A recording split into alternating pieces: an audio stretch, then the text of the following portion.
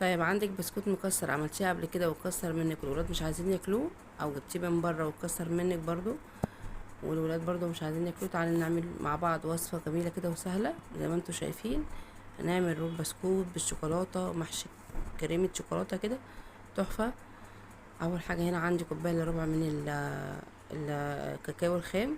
عندي شوية بسكوت كده زي ما انتوا شايفين اللي هو البسكوت الكاكاو المتكسر. هجيب الكبة بتاعتي كده بالشكل ده. ما عندكيش كبة هتحطي في كيس وتكسريه كده بأي حاجة عندك. حطيت هنا معلقتين من الكاكاو كده عشان عايزاه بالشوكولاتة بالشكل ده، وهطحنه لحد ما ينعم معايا خالص زي ما انت هتشوفي دلوقتي. اول حاجه نسمي الله ونصلي على الرسول، اللهم صل وسلم وبارك عليك يا رسول الله. اللي معايا في الفيديو كده يحط لايك ويشترك في القناه وتعالوا نشوف الفيديو. هيبقى معايا كده بالشكل ده ناعم، يعني البسكوت مش ناعم قوي لدرجه اللي هو يعجن معايا، لا. نزلت معاه هنا شويه لبن دافي كده. عندك لبن مكثف محلى، عندك جناش شوكولاته حطي مفيش مشكله. انا عندي لبن ساده خالص ما حطيتلوش حتى سكر، لان طبعا البسكوت مسكر والشوكولاته نفس الحكايه مسكر. طلع معايا بالشكل اللي انتوا شايفينه ده كده. حته البيضه دي اللي هي طالعه بيضه دي من حطيت شويه سوداني عليه مكسر جرشه كده هيدوله طعم حلو قوي. عندي هنا طبق فاضي هحط فيه كوبايه الا ربع من الميه الساقعه المتلجه، وهحط كيس كريم شانتيه ومعلقتين من الكاكاو الخام الاسباني. تمام كده. هعمل الكريمه. عايزه تحطي لبن ساقع بدل الميه حطي مفيش مشكله. انا ده حطيت سكر بودره عشان طبعا الكاكاو بيبقى مر، عشان ما تبقاش الكريمه عندي دلع. حطيت حوالي معلقتين يعني مش مليانين قوي. هنزل بقى كيس الكريمه. عندك كريم شانتيه خام حطي، عندك ساده زي ما انا حطيت لو بسكر حطي. انا كان عندي الكيس ده فاستخدمته. حطيت عليه معلقتين كاكاو علشان يبقى بالشوكولاته. عندك شويه جناش حطيهم برضو هيدي طعم حلو قوي، هيبقى معاكي موس شوكولاته تحفه زي ما انت شايفه كده. افضل اضرب لحد ما يتقل معايا ويبقى بالقوام اللي انت هتشوفيه دلوقتي ده. اهم حاجه تحطي اللبن ساقع او الميه ساقعه تلاجة. تمام. بقى بالقوام معايا كده بالشكل ده لحد ما يديني شكل المنقار اللي انت شايفاه ده كده. كده خلاص خلص معايا. انزل بقى اللي في الجناب كده وتعالوا نشوف هنعمل ايه مع بعض.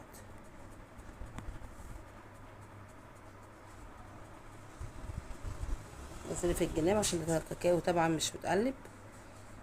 لازم القوام يبقى تقيل كده معايا، ما يبقاش سايل، عشان طبعا لسه هيتحط في العجينه وهنفرده بيها. تمام.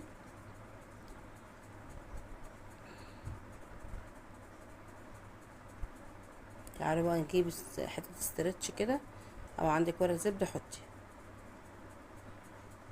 انا عندي استرتش كده هفرده على الرخامه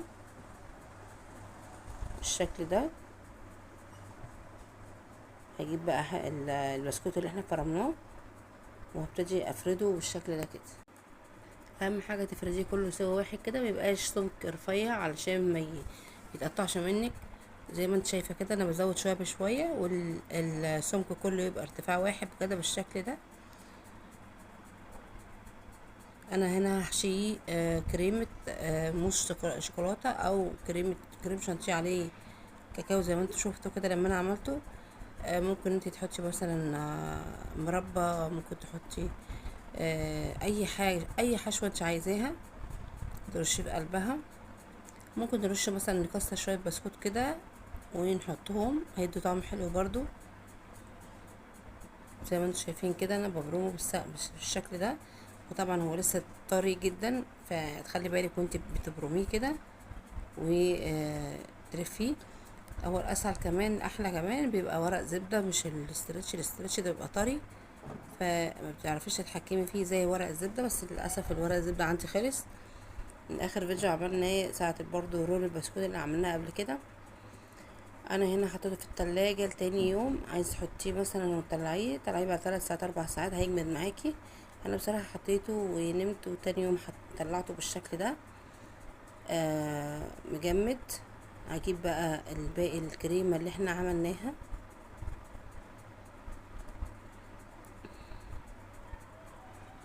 الكريمة اللي هي كريم شانتيه اللي هو بالشوكولاتة احنا عملناه، هجلس بيه بقى من بره كده علشان يدي شكل حلو.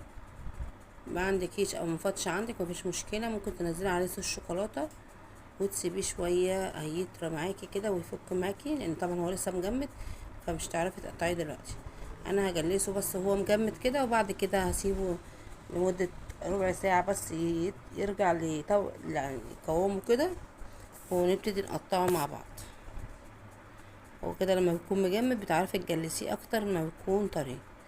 بصوا مجرد ما بتحطي الكريمة عليه بتجمد معاكي، لان انت طبعا ساقع والكريمة لازم تكون ساقعة.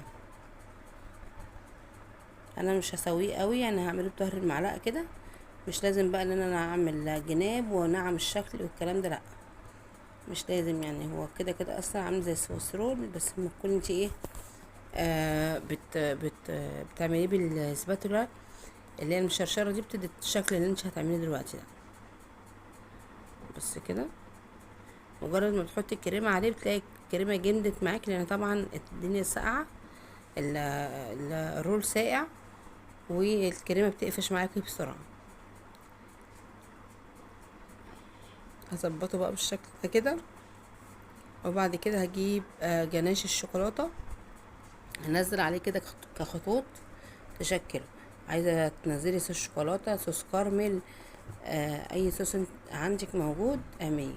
انا جناش الشوكولاته ده كان معمول عندي برضو من اخر فيديو، فانا بشيله كده في بوله زي ما انتوا شايفين، وبقفله بستريتش علشان ما تطلعوش اي ريحه خالص. مجرد ما بتطلعيه من الفريزر بيفك معاكي زي ما انت شايفه كده.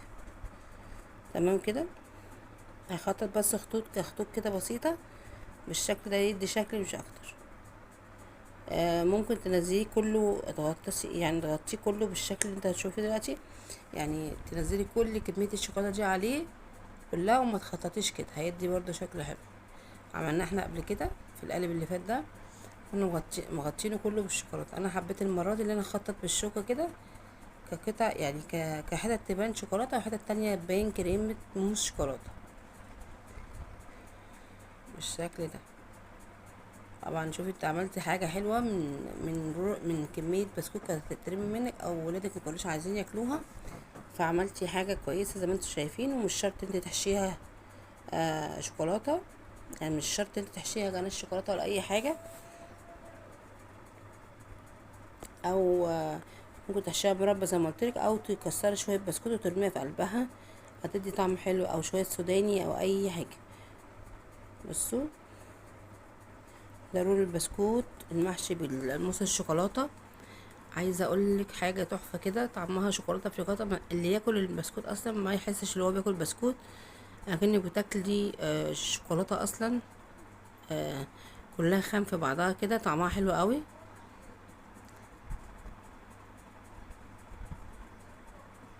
بس عايزه اقول لك اللي هو لسه ساقع ومجمد.